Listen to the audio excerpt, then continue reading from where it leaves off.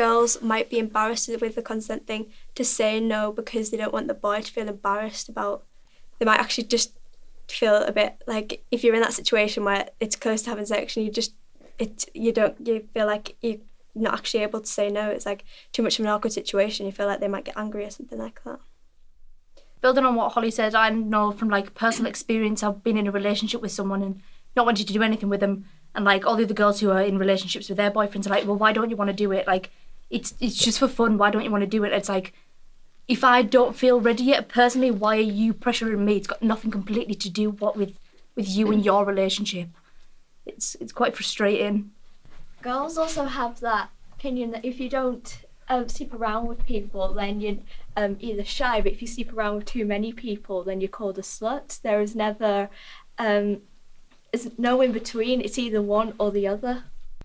There's also the thing with like girls with their virginity, like it's supposed to be like this big sacred thing, whereas with boys, like losing theirs, it's like nothing, and like they should be proud of losing it, whereas girls have to keep hold of it for as long as possible, and then if they lose it, they're looked down on. Like, clothing is all like, it's seen as consent, so if a girl's wearing like a really short dress, like people assume that she like wants to have sex with someone.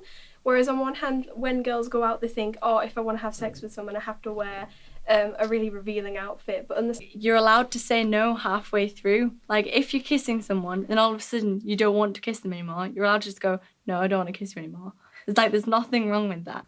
You can like say no without actually saying it, and like you can like say it in a different way, but I think you've got to make it clear, like as long as the action that you're making is clear. Like if you like push someone away or like slap them across the face, that's clearly no.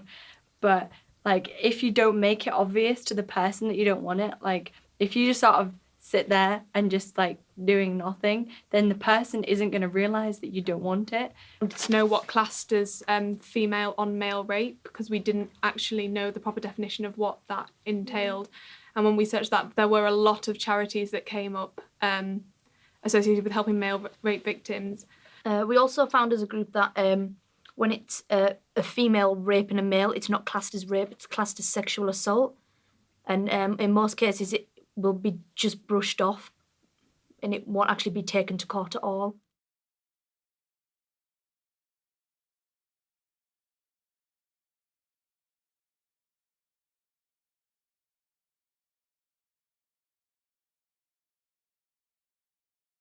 If someone said yes and then they decided that once it had started they said no, then that's still fine, and then you just stop.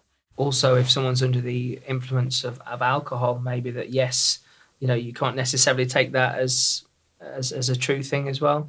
I think probably look at that person, you know, if this person would probably, if you ask them, do you think you're fit to drive? They may say yes. So it doesn't mean that their answer is probably the correct one. So I think, you know, you've got to think, is this person, have they been drinking too much? So are they really consenting, or do they just think it's a good idea now? And I think just anything of that kind of thing under the influence of alcohol is a bad idea. Being judged by your peers, people you look up to or you thought looked up to you, it's really, really hard. It kind of makes you feel degraded as an individual. It makes you feel like you're not a person because people have decided that to shun you because of your personal decision. Well, what I think is there's two different types of rapists. Like there's, well, not types, but there's people that go out to rape people, and there's other people that might have emotional attachments to other people, but they don't know how to kind of control it. So it could be, they're still like rapists, but it's kind of not as bad. That sounds bad, but it's just really strange for them because they might not know how to deal with it emotionally. Like, I won't leave the house at certain times of night, and I won't wear certain clothes in case of that happening. And I think kind of like things like that affect quite a few women. Yeah. And I think kind of just like the fact that we have to live with that consideration every day, it kind of makes our understanding of consent a lot more real.